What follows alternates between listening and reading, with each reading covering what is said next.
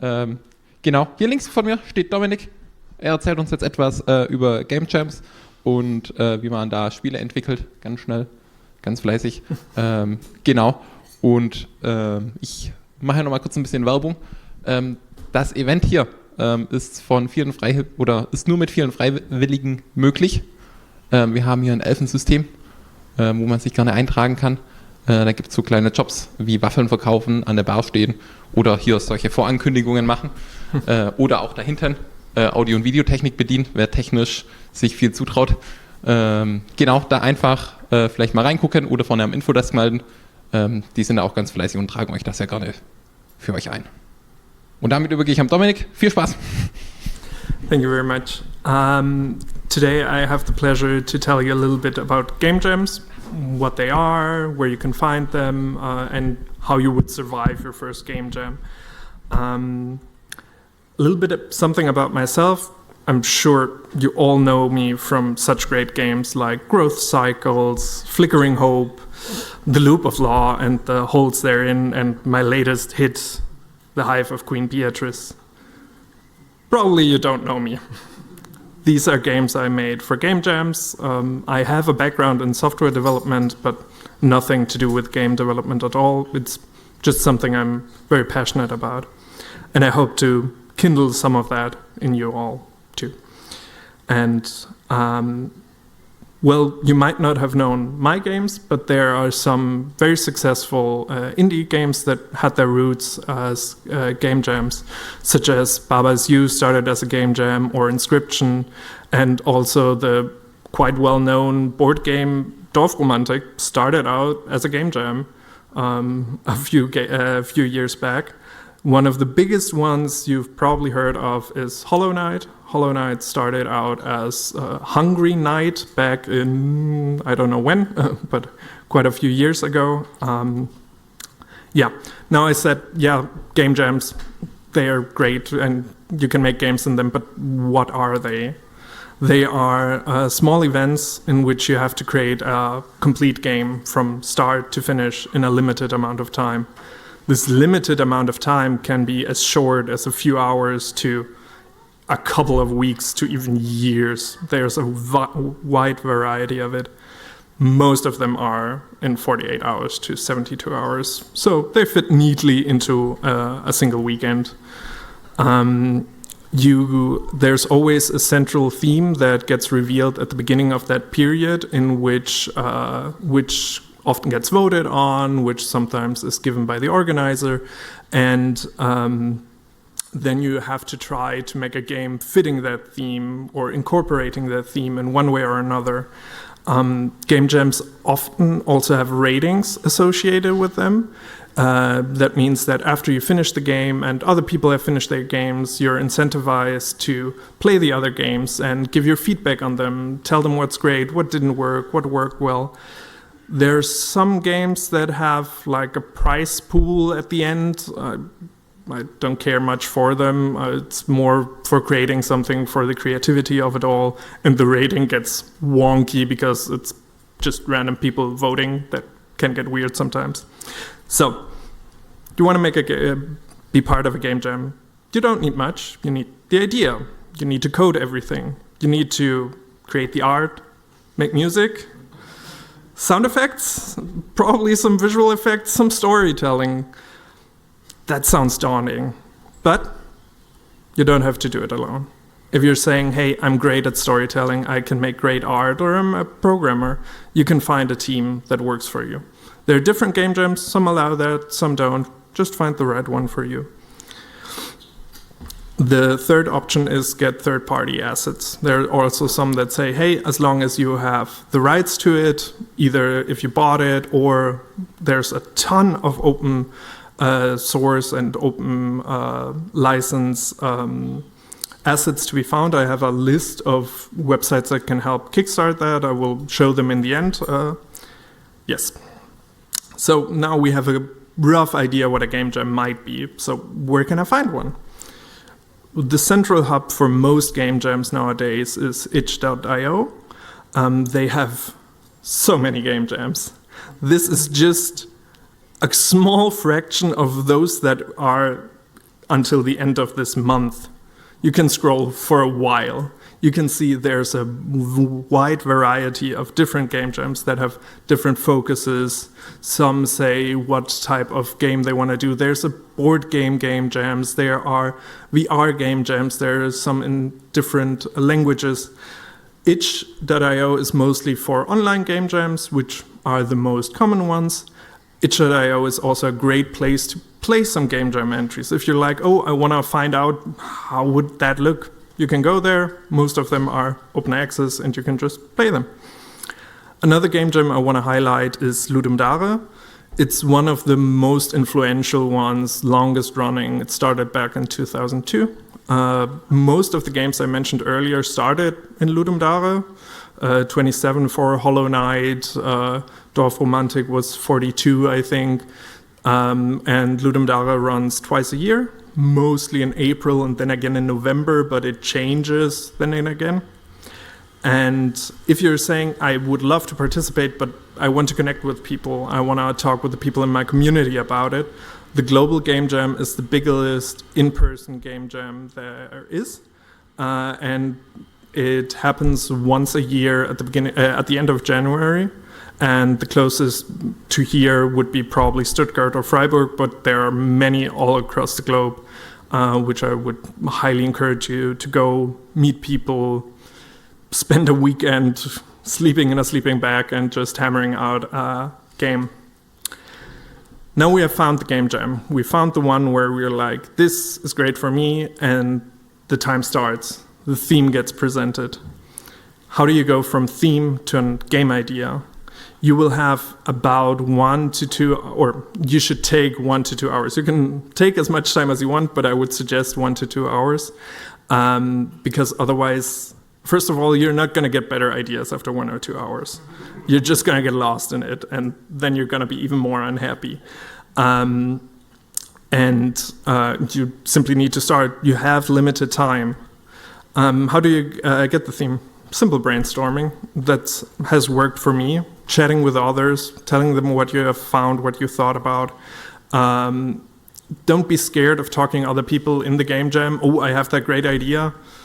Maybe they steal it. It's not likely. Your idea will be nice, but it's probably not going to be revolutionizing. So just chat with others. What has helped me is looking up definitions of something, looking at the Wikipedia article, looking at translations, just everything you could think of. I often start with a mind map, and this has been the theme of the last game jam I took a part in. It was Signal, and I was like, okay, I'm going to Google it. Okay, there is the messaging app Signal. That doesn't help me much.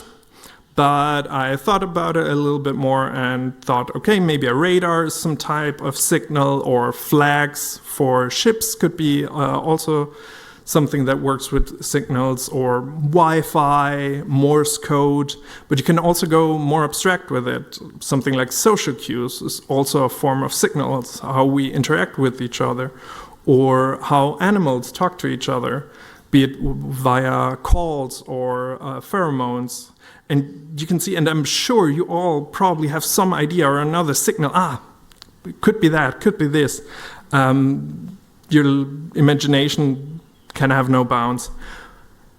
If you have an idea, or if you are between different ideas, try to focus on one mechanic, on one core thing you want to achieve, be it a story beat you want to achieve with the theme, or be it a game mechanic in of itself, and try to limit the scope. You're gonna have an idea, then you're gonna have another idea which you might add, and maybe I could add farming and open world. This would be great. You won't have time. Try to stick to the smallest one. Try to make a plan. A plan for me is always split into what I must have to achieve that idea, what would be nice to have, and what I won't have. These things help me keep the scope small and not overstepping on things I might not need, and really focus. This is especially important if you're working as a team, so you don't step on each other's toes. Really take time to plan. Don't just dive in. You have the great idea. Step back. Take time. You're gonna save so much time by just planning ahead a little bit. This is what I used for my last game jam. It's just something I had the idea with animals, with bees, and I knew, okay, I want the signal, I need sounds, I need sound effects. This is something I need to have. I need to have the central queen bee, which then gives signals to the worker bee, which you are, to go around and get different elements in the map. And I knew it would be nice, but I wouldn't have time to add competing bees or more AI or different enemies or stuff. So I really had to focus it down, and something like the Trello board really helps organize your things, see what progress you're making, keeping you focused. So you have the idea, you have the plan, we're ready to go, but how do I make a game? This is where game engines really come in handy. They offer you a framework that already handle a lot of the logic you need for game development and games in general, such as physics, rendering, and audio. There are a bunch of different game engines out there, and one could make many talks about which game engines to use. These are some of the more common ones that often get thrown around. What I want to highlight is, even if you don't know how to code, there are game engines out there that work fully with visual scripting. So that means you have simple blocks that you can arrange together to implement the logic of your game. So don't let that hold you back. If you want to dive into coding, or if you're like, I already know how to code, which one should I choose? I have a strong preference for Godot. It's open source. It has a wonderful community. It's just getting better each day, each year. I can really not recommend it enough. This is what a game engine might look like. This is Godot in this case, and you mostly have a place where you can place your game objects and you can organize your scripts. And this really ties it in together. Don't try to make your own game engine. It's possible. You can do it. There are people out there who do it. Or write your own game, or do it without a game engine at all. It's all possible. But these game engines are so complicated. There are 40,000 pages of documentation. The documentation is really extensive, which is a good thing. If you're looking for something, you're going to find it. But good that you mention it. There are some really nice tutorials to get you started in those game engines, especially in Godot. I would strongly encourage you the week before or the month before the game jam you chose for you. Just take 2 or 3 hours, just that you know the basics, you know how this game engine works. They all work differently. And that probably gives you enough of a starting point to then know, okay, I need to look for the specifics. Okay, we have the game engine. We need the implementation. Now we make our game. It does not need to be pretty, especially at the beginning. This is what my prototype in the beginning looked like. The white thing is a bee. The yellow thing, also a bee. And the different, sadly the colors don't come out that well, the different colors, because I had the idea, okay, I want my bee to collect different pollen based on the signals it was given. So get the red one if it buzzes 2 times, get the blue one if it buzzes once. And this is all I had at the beginning. And that was fine. I could test my idea. It worked out for the first day or the first 24 hours. Great. Also, don't stress about clean architecture if you're a little bit deeper into software development. Abstraction is great. Not having heavy coupling is awesome. It does not matter that much in this case. You probably are not going to expand on this game. If you're going to expand on this game, I suggest write it again. Don't use the thing you wrote in 48 hours. It's not worth it. Just make it work, make it happen. That's the most important thing. While implementing the game or thinking of mechanics, it's important to keep in mind people will give your game limited amounts of time. They're going to play a bunch of game jams, and they're going to play your game tops 5 to 10 minutes. You need to focus on the central mechanic. As we said, you want to really focus it in, that the idea comes across, and make it way easier than you think. because you have played the game for 48 hours. You made the game. You know how it works. The people who are playing it don't know what you're trying to do, don't know that your super intuitive controls, because you were like, oh, the O button is to move right and the P button is to move left because it makes sense. It probably doesn't, so make it easier than you think. And think about everything will take longer than you think. Adding the button to exit the game, you think that 5 minutes, it's gonna take longer. It's always gonna take longer. Again, keep the scope small. You're gonna run into issues either way. The most important thing, in my opinion, is let other people play test the game. Try to get that done as early as possible. You have your small mechanic, just let them test it. Then you get feedback, you see what they do, you see what they don't understand. If they're having fun, all that stuff. Try to play test, have people online play test it, have your friends play test it. In the game jams that are only 48 hours, I also don't quite get to that because I'm not that far along, or it's in the middle of the night where I don't want to wake anyone up, play my game. But if you find the time, it really, really gets you further. We have the game, we have the mechanics, we have implemented it. It still looks a little meh. So now it comes time for polish. Polish is what differentiates games, good games from great games. And the start for this is art. It doesn't have to be pretty, but if you really want to catch the people, invest some time in art.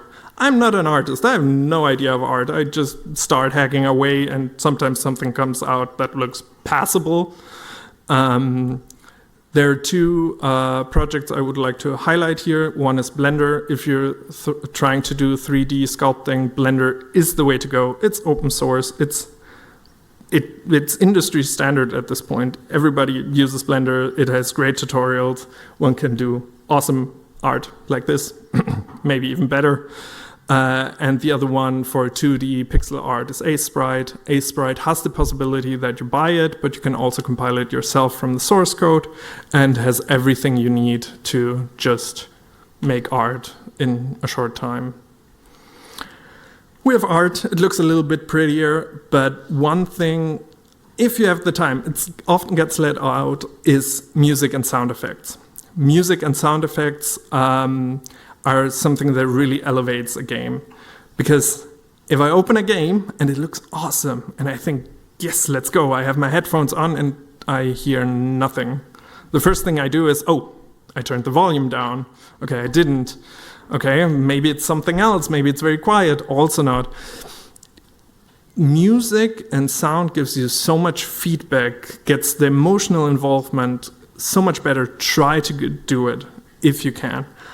I'm not a musician. I have no idea of music. There are websites and tools out there that help you create your own music. That limit you, it's beautiful, limits you to a scale and just gives you a handful of instruments. That's great. The less you have, the better the music you can create. So really try to do that. Also adding sound effects. Make them yourself. If you have a microphone, even a cheap one, it's super fun to make sound effects. Is it the enemy dying that goes, ah? Or add maybe even some voice acting, like real voice acting. That's something I tried in the last game jams. Super fun. My neighbors think I'm crazy. Give it a shot. It is a little awkward at the beginning, but in the end, totally worth it. If you add music and sound effects, I would encourage you to add a menu. Just that the people can regulate how loud your music is. At least for me, I never get it quite right. By my default settings, it's either too quiet or too loud, so I just give the people the option to change it easily. Another part of polish is in-game tutorial. A wall of text that says what your game is, how it works, is fine, is passable, but if you can put an in-game tutorial that feels cohesive in your game without being like, oh, press E to go there, press A to do that, but really make it part of the world, can really elevate it, jumpstart the people to really enjoy your game from the get-go. And when you've done all this, you can add even more oomph. Add like flashing. I don't mean flashing lights, strobo, we don't want that, but like when the player gets hit or the enemy gets hit, give them feedback. Something like camera shake. is also great. So, we've polished, we're happy, it's time to submit the game. You mostly have one submission hour in which it's not to make more of the game, just to submit. I strongly encourage you, make a build that you can play in the browser. Most game engines allow this. People don't want to download random executables. You're going to reach more people with playing in browser. Test your build process early. Things are going to go wrong. Text is not going to be displayed. Music is not going to play. You're going to go crazy. Most often than not, it's a single checkbox somewhere. You don't want to find that out in the end. It sucks. And then work on the presentation. You have your game capsule.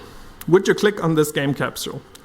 Probably not, because there are hundreds of them that look exactly like that. Just add a little bit. It doesn't have to be much. The name of your game, where you do, what's in there, some colors, way better. Also to your jam page. This is the normal one. Put some love and care into it, and the people will like it. You can do this after submitting the game. We're done. We submitted. Everything's great. First, go to sleep. You probably haven't slept enough in the last few days. Then, you're invigorated again, play some other games. See what other people made. Rate them, give them feedback, give them constructive feedback. The interaction with the community is what makes this so awesome. You get such great feedback from other people. You really get to build a connection with other people. Hopefully, you'll then also get constructive feedback. And then after 1 or 2 weeks, the rating period is over and you get a rating, which is okay. You think like, okay, there's a few hundred or 1,000 submissions. This is fine. Everybody in the comments was like, this is the greatest game I've ever seen. And then you get a rating which probably does not reflect that. Don't discourage yourself. You made it. You did a game. You made a game. You finished it from start to end. Thank you very much.